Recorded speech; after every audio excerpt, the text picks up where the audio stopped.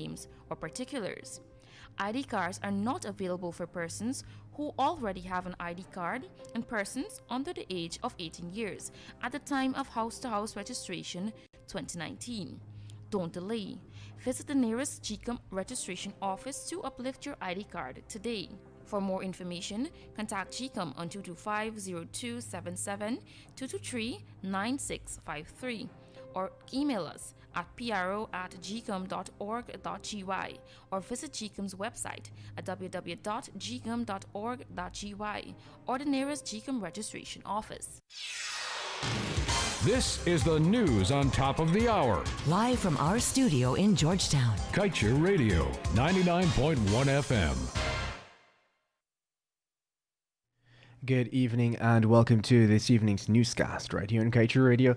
Kevin Smith here. Let's get to the news in detail. After being in possession of a license for the Demerara oil block offshore Guyana for 8 years, CGX Resources, a local exploration company, has failed to drill a single well. According to the agreement it signed with Guyana's government at the time on February 12, 2013, the company was required to drill at least one well within the first 4 years of having the license. This was expected to be done after it conducted a new marine 3D seismic survey consisting of a minimum of 1,000 square kilometers, as well as process and interpret data from it. At the end of the 4-year period, CGX was required to give up 15% of the contract area, or the entire block, and renew the license for another 3 years. In 2017, it exercised the option to relinquish 15% of the block and renewed its license for 3 years. It got the renewal period, even though it did not honor its work obligations completely. Meanwhile, secret documents from the Office of the President have revealed that GGMC knew Mid-Atlantic Oil and Gas was broke, that it could not finance its work commitments under the Kanji Agreement, but gave the ultra-deepwater block away to the company anyway. Mid-Atlantic was so broke that it did not even have a seismic survey done before it started to flip the license, let alone have the money to drill a well. GGMC admitted that Mid-Atlantic, on its own, could be seen as a company that is insufficient to finance work on the block, and wanted a commitment that the company would somehow get the money. Let's tell you now that Vice President Dr. Bharat Jagdeo has emphasized that while the government is adamant that local government elections must be held in 2021, those criminal elements from GCOM must be removed.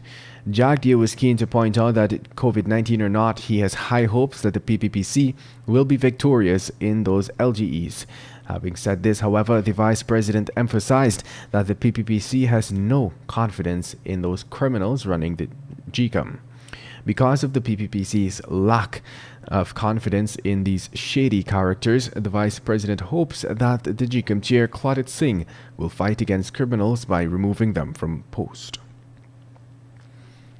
Still on the Vice President Dr. Jagdeo, he said because Energy Department Head Dr. Mark Bino's qualifications are not in the energy sector, he will likely be removed from his post by the government.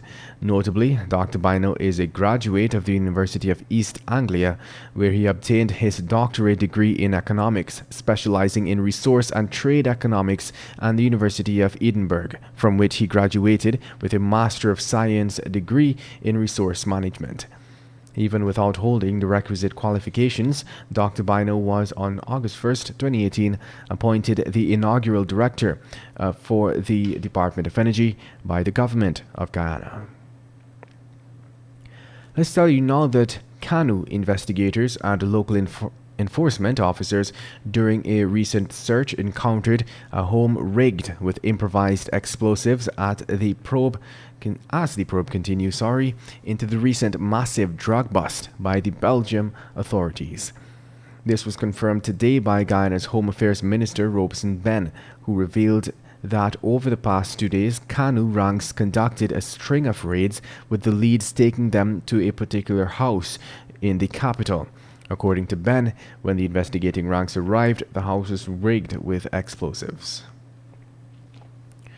In other news, almost 1 week after a minor was stabbed and killed, allegedly by a Brazilian man at the Balamani Bagdam in Region 7, the deceased is yet to be identified. Meanwhile, the suspect is still being sought by the police.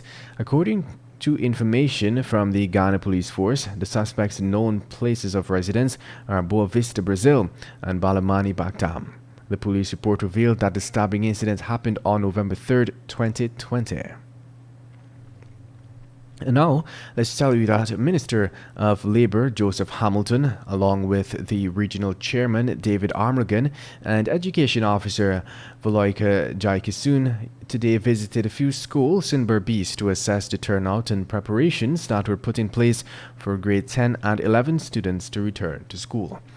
According to the ministry, the intention was to have ministers who were visiting the various regions to visit the schools to ensure that everything is in order and to ensure that the children and the teachers are practicing the COVID-19 guidelines in light of the deadly pandemic.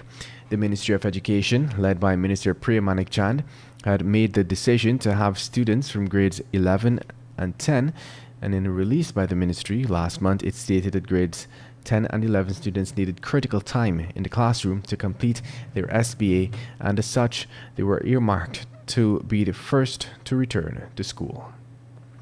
And that brings us to the end of this evening's newscast. I am Kevin Smith. Thank you for listening. Do have a safe and enjoyable Monday evening.